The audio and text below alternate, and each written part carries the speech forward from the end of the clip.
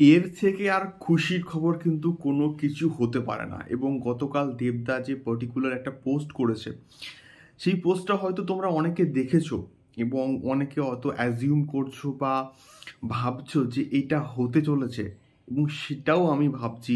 এবং যদি এটা কোথাও গিয়ে সত্যি হয় বা বাস্তবায়িত হয়, তাহলে আমি কেন, প্রত্যেকটা দেব ফ্যান্স এবং প্রত্যেকটা বাঙালি অডিয়েন্স যারা সিনেমাকে ভালোবাসে, তারা প্রচণ্ড কিন্তু খুশি হবে কোথাও গিয়ে।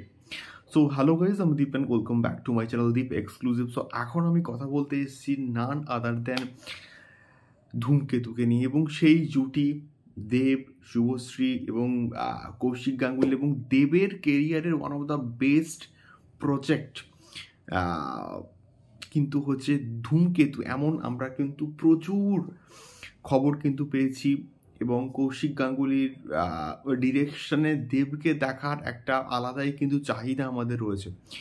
তো এতদিন ধরে টানাপোড়েন, এতদিন ধরে বিভিন্ন রকম বক্তব্য, ধূমকেতু আসছে, ধূমকেতু আসছে না।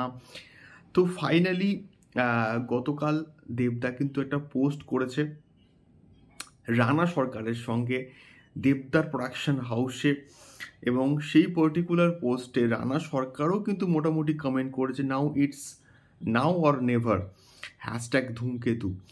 এবং দেবদার ওই পার্টিকুলার পোস্ট দেখে এবং রানা সরকারের ওই কমেন্টসগুলো দেখে এবং রানা সরকার এবং দেবকে একসঙ্গে দেখে কোথাও গিয়ে মনের একটা কোণে একটা ছোট্ট আলোর বিন্দু, একটা কিরণ কিন্তু জাগছে যে হ্যাঁ, এইবার কোথাও গিয়ে কিন্তু আসতে পারে ধূমকেতু, এবং ধূমকেতু আসলে বিরাট কিছু হবে। এবং সেই আইকনিক জুটি দেব এবং শুভশ্রী, এবং সেই কম্বিনেশনস আমরা কিন্তু পাবো, এটা ভাবতেই কেমন লাগে। এবং বর্তমান সময়ে দেব এবং শুভশ্রী কিন্তু কাজ করছেই না বললেই চলে।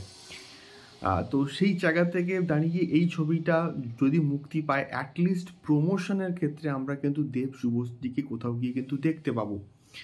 দেখা যাক, হোপ ফর দ্য বেস্ট। আমি মন প্রাণ থেকে প্রে করব যাতে করে এই পার্টিকুলার প্রজেক্টটা হয়, এবং আমি কেন, প্রত্যেকে প্রে করবে। দেখা যাক কি হয়। Still hope for the best, hashtag Dhumketu তোমরা জাস্ট ছড়িয়ে দাও, এবং দেবদা আবার ফিরুক সেই পুরনো ফর্মে। দেখা হচ্ছে পরবর্তী ভিডিওতে। টাটা।